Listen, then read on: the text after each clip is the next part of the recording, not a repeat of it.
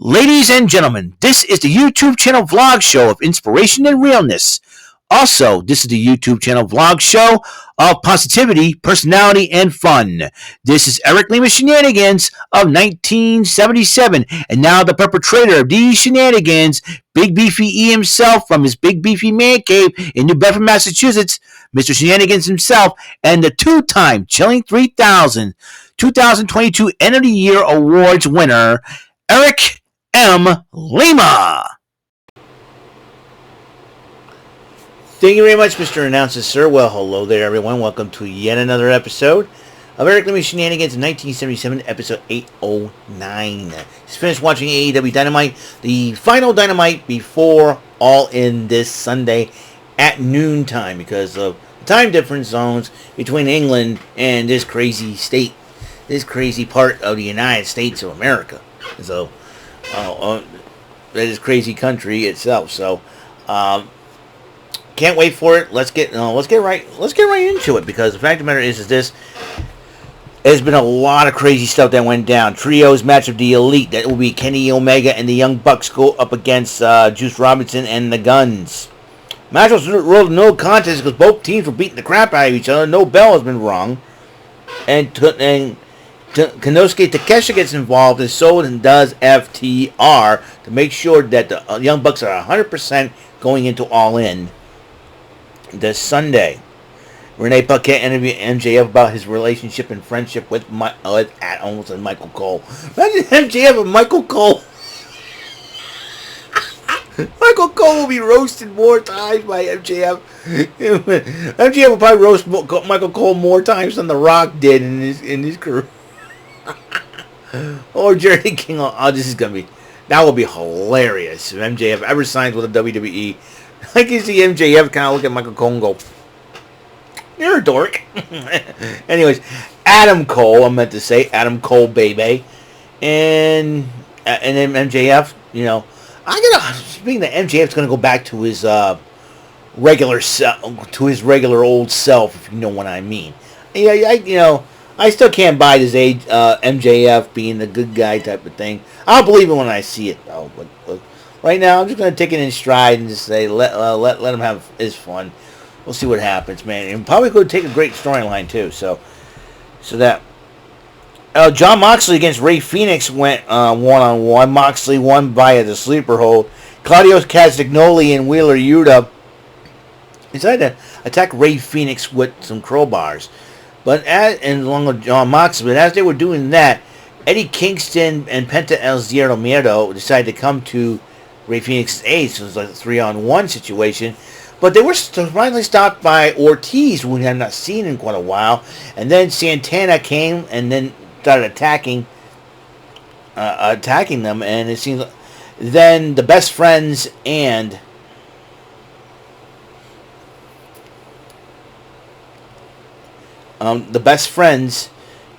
Orange Cassidy decided to come to their aid. Ray Phoenix was unfortunately taken out on a stretcher, and unfortunately he was out of the Stadium Stampede. He was supposed to be a 6-on-6, 12-man matchup, but they decided to will it down to a 10-man tag. It'll be Santana and Ortiz, who know a thing or two about the Stadium Stampedes.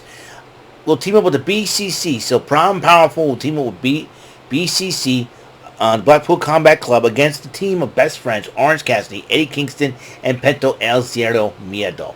That is going to be the Stadium Stampede matchup for All In Wembley Stadium this coming Sunday. So that is a huge, huge deal. Eddie Kingston, and that's what's going to happen. And then Renee Paquette was trying to get a word from Eddie Kingston.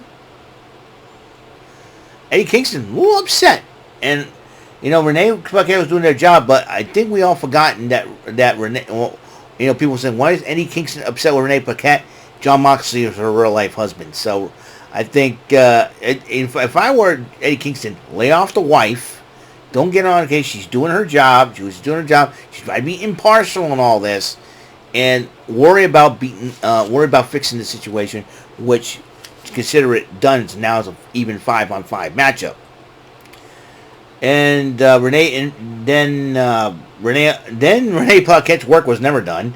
Interviewed Sammy Guevara, then 2.0 Daniel Garcia interrupted him, saying, "Look what Jericho did and all that, blah blah blah." Yeah, but went because of that stupid painting, and then and he said, "Listen, Jericho's my friend. He stuck by me, and I'm going to stick by him. In this situation, that's what I will do." And so the contract signing between Jericho and Will Ospreay, both men had their say, and then after Jericho said his piece, they decided to start brawling, but security separated the two. Sammy Guevara made sure that Jericho does not get, so that's going to be something to interesting. Is that All In? It's going to be interesting and All In.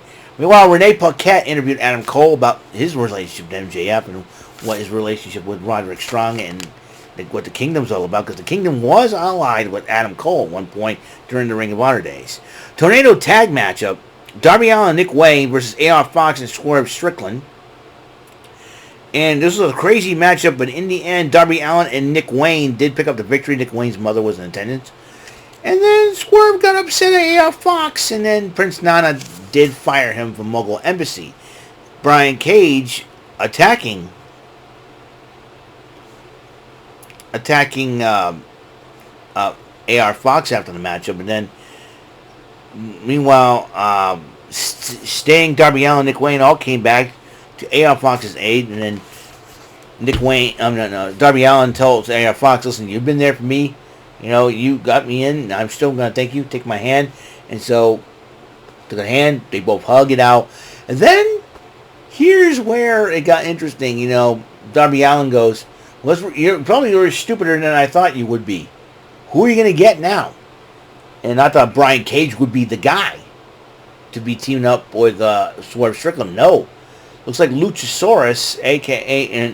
Luchasaurus will be taking the place of AR Fox. And meanwhile, Christian Cage starts dissing with Nick Wayne. Here we go again with the dead father thing. Didn't he deal with Jack Perry? I mean, come on, seriously. Look what it did to Jack Perry. Hopefully not. And Darby Allin's trying to tell him, ignore him, don't listen to him, and all that. So there's that. FTR and Young Bucks were interviewed by Renee Paquette, and then it kind of like they had a little bit of an argument about who the best team is. So we weren't there for you. We want to make sure you're 100%. We need to find out who the best team is. So we said, we got you the job here and everything else. Sky Blue and Ruby Soho went one-on-one. The lovely Toni Storm came out to accompany her, but she went to the back. And she got bigger fish to fry, so to speak. So, but Toni Storm got the Marilyn Monroe haircut. Love it. Loving that haircut. Looking gorgeous as usual. But she did not accompany Ruby Soho to ringside. But before the matchup, she says, "That's not the only title that we have our eyes on." And she's calling out Chris Statlander. Will the TBS title be on the line? Will it happen at All In? Or the 0 Hour? Never know for sure. Never know for sure. And so Sky Blue responds to that. He says he was sick and tired of the Outcast. Both women brawl, but in the end, after the destination unknown, Ruby Soho won the matchup. Renee Paquette, woman's everywhere tonight, man, here on Dynamite. I've interviewed Roderick Strong in the Kingdom about, he says, I think this, and Roderick Strong goes, said Sunday we'll find out who the real MJF is and who the real Adam Cole is. The House of Black addressing Billy Gunn, taking his boots and wrecking them and destroying them and all that, as it rests in pain. And then the Acclaimed, about fed up with the House of Black's mind games, said, "Hey, House of Black, we're calling you. We're fighting." They come out.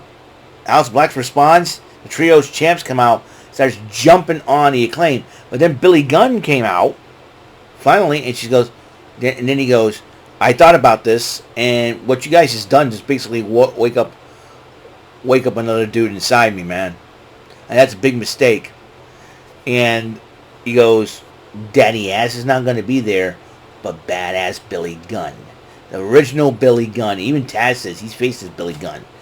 So, the original Billy Gunn, that's what I'm going to call him, the original Billy Gunn, will be teaming up with the Acclaim as they challenge House of Black for the Trios titles at All In Wembley Stadium. But the main event was the Ring of Honor Tag Team titles on the line. Aussie Open, that would be the Kyle Fletcher and Mark Davis going up against the Hardys. Aussie Open ends up winning the matchup. They come out. Then Aussie Open addresses MJF and Adam Cole. Both MJF and Cole came out. They faced off with Aussie Open. Both teams brawl. They try to do the double clothesline, and then MJF wanted to do his kangaroo kick. They got dragged out of the ring, and they got knocked out of the ring. But then they started facing off. And then, MJF wants the title, and he walks away. Wants to go punch Adam Cole, but decided to change his mind, and they both hugged it out in the end. So this is going to be an interesting All-In, but this is the All-In, but we're not done yet, ladies and gentlemen, because we still got Rampage and Collision coming up before we go to All-In. So that's all the time we have on this show. Hope you guys tune in to the next episode of Eric Lima Shenanigans in 1977, episode 810. And that would be Banks and Tamarkin Thursday. We'll press your luck for you. Number 50. See if I can do better than I did last week. We'll find out. So, until then, the next episode comes rolling around. Mr. Announcer, please take us home. That is all for today's episode of the show. This is Mr. Lima speaking for Eric Lima Shenanigans of 1977. A Big Beefy E, do for Bob Saget production, and in association with A Sweet Bofa Raving Dingleberries Telepictures and Distribution. Thank you for watching another great episode of Eric Lima Shenanigans of 1977. Until the next episode, goodbye for now.